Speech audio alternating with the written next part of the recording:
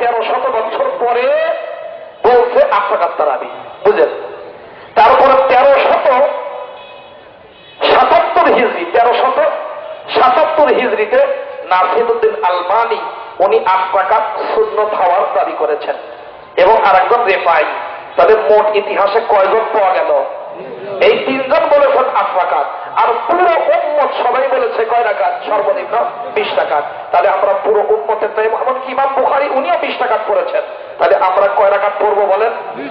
আমি শুধু for sample 1-2টা মাসলা বলতেছি, এর উপরে ভিত্তি করে আপনারা বুঝতে পারবেন ওরা যে কত 2 নম্বরই করে আমার জাতিকে বিভক্ত করে, খ্রিস্টানদের সহযোগিতা করে, আমার দেশের স্বাধীনতাকে রসায়ন করে, ওরা জেএমবিআর জঙ্গি তৈরি করে আমাদের ইসলামের বদনাম করতে চায়। এটা বোঝাবার জন্য শুধু ফর স্যাম্পল বলতেছি, স্যাম্পল। মেরে দোস্ত, এই বছর আল্লাহ তাআলা নিয়েছিলেন বাবুস সালাম, যেই গেট দিয়ে সালাম দিয়ে ঢোকে, ওখান দিয়ে ঢুকতেছি, হঠাৎ করে একজনকে দিলাম আসসালামু আলাইকুম ওয়া রাহমাতুল্লাহ, সালাম দিতে হয় না? মক্কা মদিনায় তো সবাই কি মুসলমান, অমুসলমান তো নাই। সালাম দিলাম, সালাম দিয়ে মুসাফা করতেছি, মুসাফা। উনি এক হাত দিছে, আমি বললাম আল্লাহ বিল ইয়াদাইন, 2 হাত দিয়ে মুসাফা, কার মাফি, 2 হাতে মুসাফা নাই এটা। এবং ফি সহিহ ইমাম বুখারী, বুখারী শরীফে আছে, কার মাফি নাই এটা। আমি বললাম হাল করাত সহিহ আলিল ইমাম বুখারী, বুখারী শরীফকে তুমি পড়ছো? পুরাটা পড়ছো? না, পুরাটা পড়ি নাই। আমি বললাম তুমি পুরাটা না পড়ে বলছো নাই, আর আমি তো পড়াইছি মাদ্রাসায়, আল্লাহর মেহরবানি। তা আমি পড়ে বলতেছি আছে। বুখারী শরীফ 30 পারা, কোরআন যেমন 30 পারা। তো বুখারী শরীফের 25 নম্বর পারা আখরি পৃষ্ঠায় আছে, বাপ অধ্যায় কায়েম করেছেন ইমাম বুখারী, আল আখদু বিল ইয়াদাইন, প্রত্যেকের 2 হাত দিয়ে মুসাফাহা। তিনি হাদিস এনেছেন, সাহাবী বলছেন কাফি বাইনা কাফাইন নবী সাল্লাল্লাহু আলাইহি ওয়াসাল্লাম, আমার হাত আল্লাহর নবীর 2 হাতের মাঝখানে। তাহলে আল্লাহ নবী কয় হাত দিয়ে মুসাফা করেছেন বলেন? 2 হাত দিয়ে।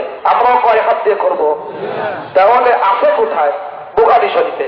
ওরা বুখারী বুখারী বলে, কিন্তু বুখারী মানলো? তাহলে যখন মানবে না তো বুখারীও মানবে না, আর যখন মানবে তো জাল হাদিসও মানবে। এইগুলো অবস্থা। মেরে ভাইও, বুখারী শরীফেই আছে ওদাহু আলিকুন কাফাহুল ইউমনা আলা রুজহিল আইসার। কাফাল ইমনা মানে ডান হাতের তালু, আলা মানে উপরে, রুজগুন মানে কবজি, রুজগুন মানে কি? কবজি, আইসার মানে পা। এই যে এইভাবে দেখেন বুখারী শরীফের হাদিস এটা, ওনারা রাখলেন এইভাবে। বুখারী শরীফ কি মানা হয়েছে? হলো ভাই? তাহলে শুধু আমি বুখারী থেকে এরকম বের করছি, আমরা পড়াতে গিয়ে 200-এরও বেশি জায়গা এমন আছে বুখারীর কথা বলে বুখারীরা মানে না।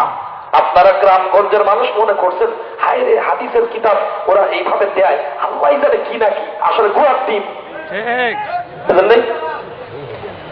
আপনারা জানেন নামাজের পরে দোয়া করা যাবে কি যাবে না?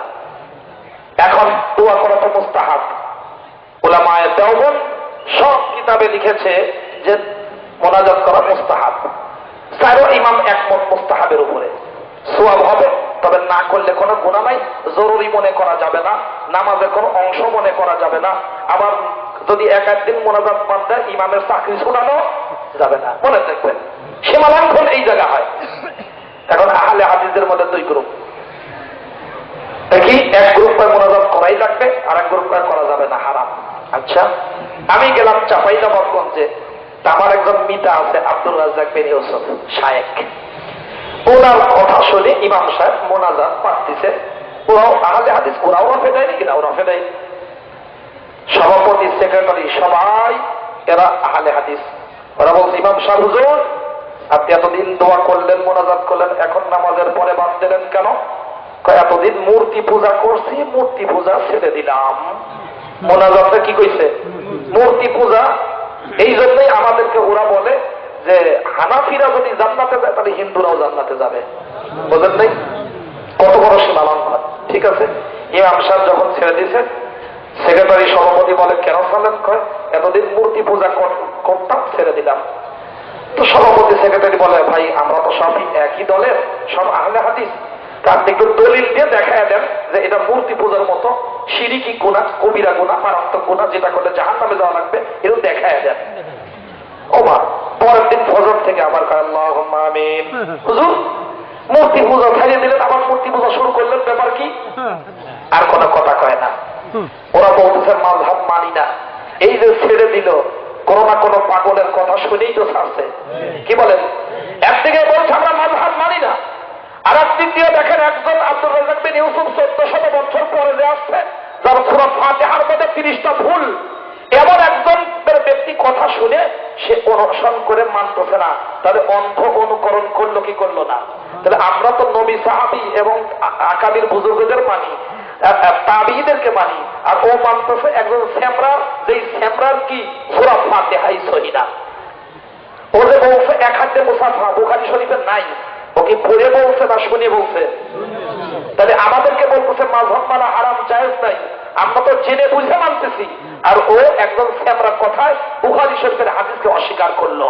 তাহলে অন্ধ অনুকরণ আমরা করলাম না ওরা করলো? আমি যখন নরসিংদীতে পড়াইতাম জুমার নামাজ, আসার সময় আহলে হাদিস মসজিদ পড়ে একটা, ওদেরকে বললাম ভাই হাত দিলাম, 2 হাত দিলাম, 2 হাত দাও, বুখারী শরীফে আছে, ঠেলার চোটে দিল 2 হাত। দেওয়ার পরে আমি যখন গাড়িতে উঠছি, আমার খাদেমরে কয়, আরে হুজুররা কইলে কি হবে, এরা জানে কিছু, আমার হুজুর যা কইছে সেটাই ভালো। আমি যে বুখারীর কথা বললাম মানলো না, ও আরেকজন যে বলছে এক হাত দিয়ে মুসাফা ওইটা মানলো। এটা কি অন্ধ অনুকরণ হলো না? এইরকম অন্ধ অনুকরণ এটা কোরআন হাদিসে নিষিদ্ধ। আমাদের ইমামগণ যদি কোনো ভুল করেন আমরা ভুল মানি না, কোরআন সুন্নাহর ভিত্তিতে যেটা বলেছেন ওইটাই আমরা মানি। এটাকে অন্ধ অনুকরণ বলাই হয় না। কি বলেন ঠিক না ভাই আমার? এখন ওরা কয় আমরা সৌদি আরব মানি। সৌদি আরব নাসিরউদ্দিন আলবানী উনি বলেছেন যে সিলসিলাতুল আহাদিস সহিহার মধ্যে উনি বলেছেন যে ইমামের পিছনে, অর্থাৎ ইমামের পিছনে মুক্তাদিরা জোরে আমিন বলা সম্পর্কে একটি হাদিসও সহি নয়। একটি হাদিসও কি নয়? সহি নয়। দেখেন কিন্তু, তাহলে ওনাদের ইমাম নাসিরউদ্দিন আলবানী উনি বলছেন জোরে আমিন বলা সম্পর্কে একটা হাদিসও সহি নয়। আমরা তো তাই করি, কি এজন্য আমরা আস্তে আমিন বলি, এতটুকু জোরে আমিন বলতে হয় যারা নিজের কান শুনতে পায়। আমাদের মধ্যে সীমা লঙ্ঘন আছে, আমরা বলি না, মুখ চুপ করে থাকি।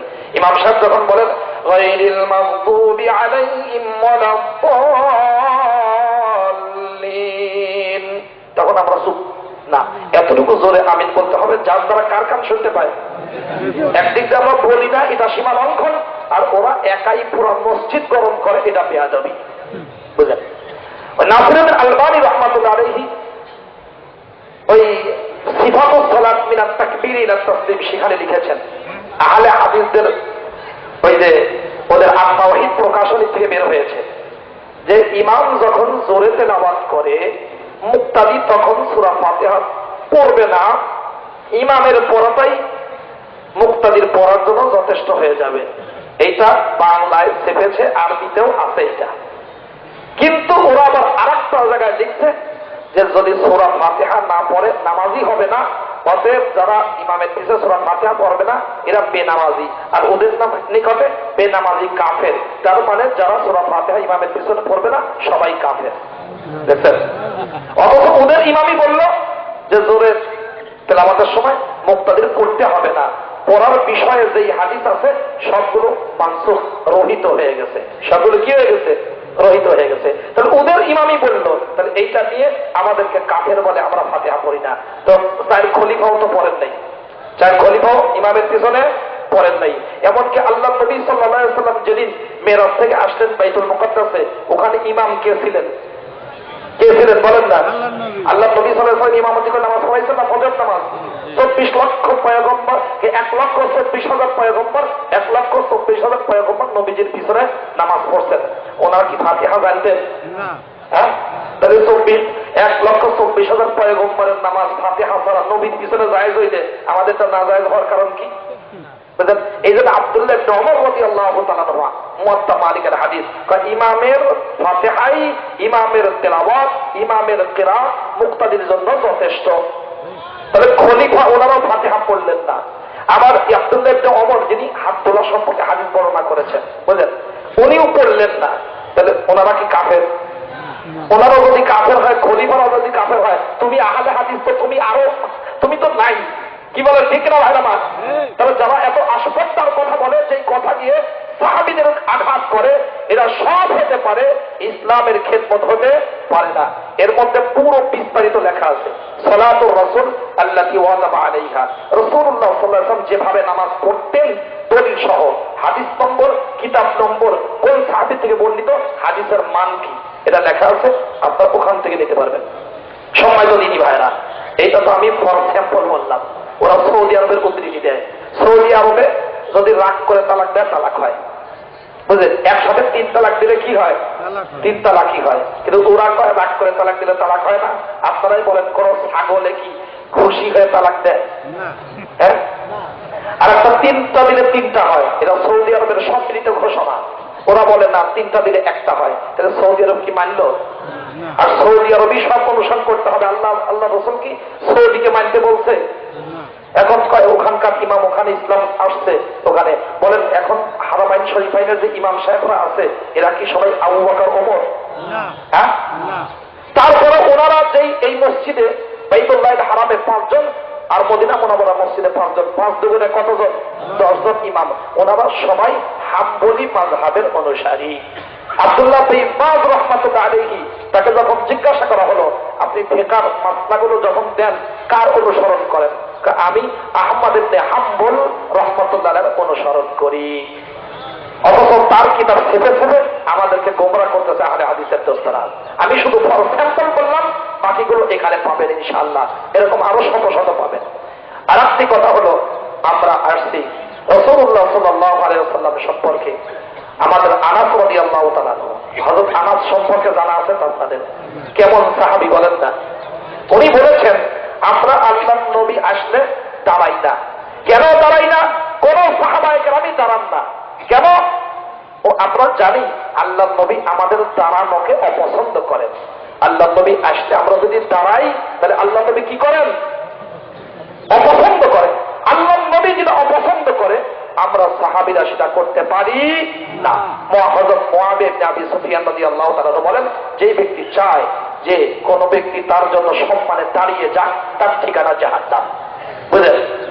কিন্তু এখন আমরা যদি মনে করি না আমরা দাঁড়াবো রাসূলের সম্মানে, সাহাবায়ে কেরাম দাঁড়ালেন না, আব্দুল কাদের জিলানী দাঁড়াইলেন না, জুনায়েদ বাগদাদী দাঁড়াইলেন না, মুঈনুদ্দিন চিশতি রাহমাতুল্লাহ দাঁড়ালেন না, আমরা যদি দাঁড়াই তাহলে এটা কি খুব ভালো হইব? হ্যাঁ। এজন্য আমরা যদি না দাঁড়াই, তাহলে আমরা সাহাবীদের অনুসারী হইলাম কি হইলাম না? আল্লাহ নবী বলছেন, আমার সুন্নাত মানো, সাহাবীদের অনুসরণ করো। সাহাবীদের অনুসরণ যথেষ্ট। ওনারা জান্নাতে যাবে, আমরাও তাদের পিছনে জান্নাতে যেতে চাই। কি বলেন? ঠিক না ভাই আমার? এখন এই দাঁড়ানোকে কেন্দ্র করে বাড়াবাড়ি শুরু হয়ে গেছে। কি? আল্লাহ নবী সম্পর্কে হাজির নাজির, হাজির নাজির বলে কি বলে না দোস্তরা? আচ্ছা, হাজির নাজিরই হবে। মুসলিম শরীফের হাদিস, বুখারী শরীফে আছে, মুসনাদে আহমদে আছে, সব জায়গায় গুরুত্বপূর্ণ হাদিস। যখন উম্মত কেউ সালাম পাঠায়, দরুদ পাঠায়, একদল ফেরেশতা আছে, এই ফেরেশতারা মদিনা মুনাওয়ারায় আল্লাহর নবীর কাছে পৌঁছায়। আরেকটা হাদিস আছে, যখন কখনো দরুদ শরীফ সালাম পাঠানো হয়, এইটা আমার কাছে পেশ করা হয়। যদি আল্লাহর নবী হাজির নাজির সর্বত্র যদি বিরাজমান হন, তাহলে এটা ওখানে পৌঁছানোর দরকার কি? এখানে আসলেই তো হয়ে যায়। বুঝেন নাই কারবার? তাহলে বোঝা গেল এটা বাতিল কথা। আর একটা কথা, আমাদের নবীজি মেরাজে গেছেন না? জান নাই? গেছেন। এখন মেরাজে গেছেন, ভালো করে বুঝেন। আল্লাহ নবীকে আল্লাহ তাআলা মেরাজে নিছেন। এটা কোথায় আছে? কোরআন শরীফে আছে। সুবহানাল্লাযী আসরা বিআবদিহি লাইলাম মিনাল মাসজিদিল হারাম ইলাল মাসজিদিল আকসা الذي باركنا حوله لنريه من آياتنا إنه هو السميع البصير। কোরআন শরীফে না মিলাদের কথা। তারপরে বুখারী শরীফে আছে কেমনে কেমনে গেছে, কোন জায়গায় কি কি সওয়াল হয়েছে, কোন জায়গায় কার সাথে দেখা হয়েছে। নবী যদি সর্বত্র বিরাজমানই হন, তাহলে ওখানে নেওয়ার দরকার ছিল, কারণ সব জায়গায় তো আছে। তাহলে এই প্রত্যেক তালায় তারা নিয়ে আবার ওখানে জিজ্ঞাসা কেন? আল্লাহর দরবারে হাজিরই কেন? তাহলে যদি সর্বত্র বিরাজমান মানেন, তাহলে কোরআন শরীফ অস্বীকার করতে হবে। আর কোরআন শরীফ যদি মানেন সর্বত্র হাজির নাজির, এটা অস্বীকার করতে হবে। আপনারা কোনটা অস্বীকার করতে রাজি? কোরআনকে অস্বীকার করতে রাজি আছেন? তাহলে সর্বত্র হাজির নাজির এইটাকে এখনই দাফন করে দিতে হবে। কোন ইমানদারের অন্তরে না থাকতে পারবে না। এখান থেকে মাসলা বেরোইছে, আল্লাহ নবী নূর না বাসা। নূরের তৈরি না মাটির তৈরি? আচ্ছা বলেন, নূরের তৈরি না মাটির তৈরি দিয়ে আপনি করবেন তাকে? তার মানে নূরের তৈরি হলে মানবেন, আর যদি মাটির তৈরি হয় মানবেন না। তাই যদি কোনো হাকিম কোনো সিদ্ধান্ত দেয়, হাকিম এখন সিদ্ধান্ত এইটা করতে হবে, যারা শ্রোতা যারা মানবে ওরা বলল এই হাকিমের বংশ ভালো না কালো, ও বসে বলছে না দাঁড়ায় বলছে, ও কি ভালো মানুষের সন্তান না খারাপ মানুষের সন্তান, এইগুলো সওয়াল করার মানে কি? ও পাশ কাটায় হুকুম থেকে নিজের পিঠ বাঁচাইতে চায়, ও মানতে চায় না, নাকি তাই না? মেরে দোস্ত, তাহলে আল্লাহ নবী সাল্লাল্লাহু আলাইহি সাল্লাম কিসের তৈরি?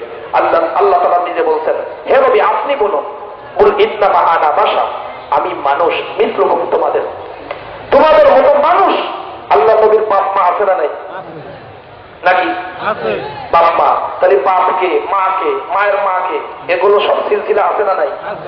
বুঝলেন? তাহলে মা পেটে আসছে, মা কি নূর না বাশার? মা কি মানুষ ছিলেন না নূর ছিলেন? তার মা তার বাপ আদম সাল্লাল্লাহু পর্যন্ত। আমাদের নবীজির স্ত্রীগণ কি ছিলেন? মানুষ। কি বলেন, মানুষ ছিলেন না? আমাদের নবীজির মেয়েরা কি ছিলেন? মানুষ ছিলেন। তাহলে আগেও মানুষ, পরের মানুষ, মাঝখানে নূর হয়ে গেল কেমনে? এই জন্যই আল্লাহ তাআলা কুরআনে কারীমকে আসমানি কিতাবকে নূর বলেছেন। وآمنوا بالله ورسوله والنور الذي أنزلنا। হে ঈমানদারেরা, তোমরা আল্লাহর উপর ঈমান আনো, রাসূলের উপরে ঈমান আনো, যেই নূর আমি নাযিল করেছি এর উপরে ঈমান আনো। কোরআন শরীফে কি বলা হয়েছে বলেন? অন্য জায়গায় আছে, قد جاءكم من الله نور وكتاب مبين। তোমাদের কাছে নূর আসছে। নূর কি? আল্লাহ তাআলা তাফসীর করে দিয়েছেন, ওয়ায়ে তাফসীরিয়া বলা হয়, আরফে তাফসীরিয়া। কিতাবুম মুবিন, এটা সুস্পষ্ট কিতাব। এই নূর কি? সুস্পষ্ট কিতাব। মনে থাকবে, আনজালনাত তাওরাত ফীহি হুদা ওয়া নূর, তাওরাত নাযিল করেছেন মধ্যে নূর আছে। আসমানি সকল কিতাবকে নূর বলা হয়। মনে থাকবে তো ইনশাআল্লাহ মেরে দোস্ত। এখন আমাদের নবীকে কোন জায়গায় যদি নূর বলা হয়, নূর বলা হয় মানে কি এরকম লাইটের আলো, সূর্যের মতো আলো কি? তাহলে আল্লাহ নবী চলার সময় কেন পানি লাগতো কেন? হ্যাঁ, মাঝে মাঝে মুজিজা হিসাবে আল্লাহ তাআলা দেখাইছেন, আলাদা কথা, ঠিক আছে? এই জন্য মেরে দোস্ত, এখন নূর বলতে গিয়ে একটা হাদিস নিয়ে আসে। সেই হাদিসটি আউয়ালু মা খালাকাল্লাহু নূরি, একটা হাদিস, সর্বপ্রথম আল্লাহ তাআলা আমার নূর সৃষ্টি করেছেন।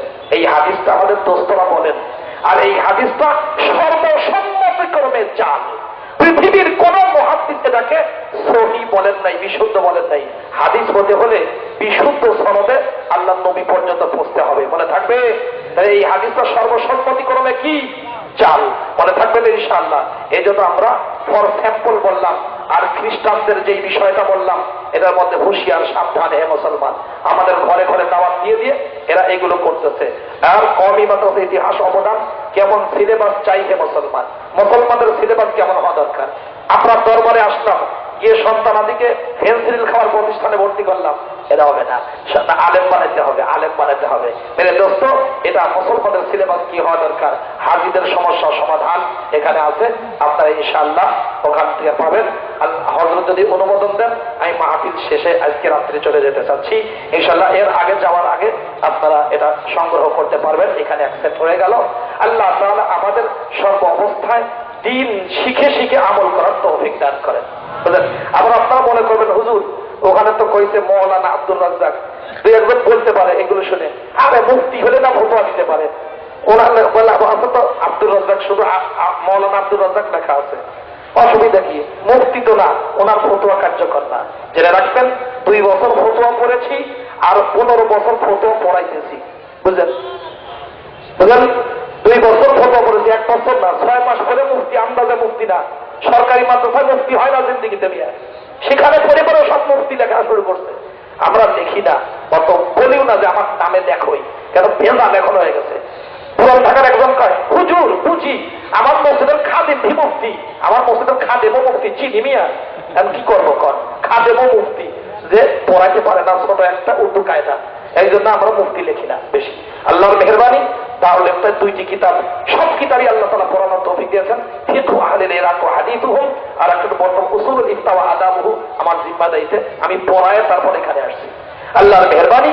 এই জন্য আমরা ফতোয়া পড়ছি, ফতোয়া পড়াইতেছি।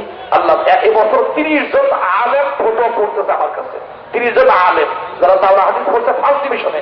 ফার্স্ট ডিভিশন ছাড়া আমরা ভর্তি করি না, সবাই 2,500 টাকা করে দিয়ে খেয়ে তারপরেই করবে। ওই ফতুয়া পড়বে আর বিয়ে তালাশ করবে আর চাকরি তালাশ করবে এরকম না। 150 তামরিন ফতুয়া লিখতে হবে, একটা যদি কম হয় তার সনদ দেওয়া হবে না, এরকম কড়াকড়ি শর্তে। আল্লাহ তাআলা আমাদের বুঝার তৌফিক দান করেন, বলনেওয়ালা শুননেওয়ালা সবাইকে আমল করার তৌফিক দান করেন। আলহামদুলিল্লাহি রাব্বিল আলামিন ওয়াসসালাতু ওয়াসসালামু আলা সাইয়্যিদিল আমবিয়া ওয়াল মুরসালিন ওয়া আলা আলিহি ওয়া আসহাবিহি আজমাইন। ইয়া আল্লাহ, আমাদের ঈমানকে তুমি সহি করে দাও, এমন ঈমান দাও যে ঈমানের মাধ্যমে তোমার জান্নাতে যাওয়া যাবে, এমন আমল দাও যে আমল তোমার নবীর সুন্নতের সাথে সাহাবায়ে কেরামের সাথে মিলে যায়। ইয়া আল্লাহ, জিন্দা মুর্দা সকল মুমিন মুসলমানকে মাফ করে দাও। ইয়া আল্লাহ, বিজাতিদের ষড়যন্ত্র থেকে মুসলমানদেরকে হেফাজত করো। ইয়া আল্লাহ, যারা মুসলমানদের মধ্যে গন্ডগোল লাগায় দিয়ে ফায়দা হাসিল করতে চায় তাদেরকেও তুমি হেদায়েত দিয়ে দাও। ইয়া আল্লাহ, তুমি আমাদেরকে কবুল করে নাও।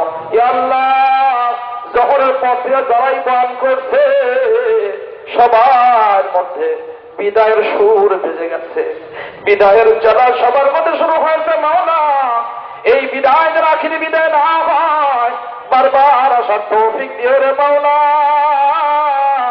যদি আসার সুযোগ না হয়, সাহাবীদের সাথে বুজুর্গদের সাথে কিয়ামতের ময়দানে জান্নাতে একত্রিত করে দিও আল্লাহ। আল্লাহুম্মা সাল্লি ওয়া সাল্লিম ওয়া বারিক আলাইহি। সুবহানা রাব্বিকা রাব্বিল ইজ্জাতি আম্মা ইয়াসিফুন ওয়া সালামুন আলাল মুরসালিন ওয়ালহামদুলিল্লাহি রাব্বিল আলামিন। আমিন।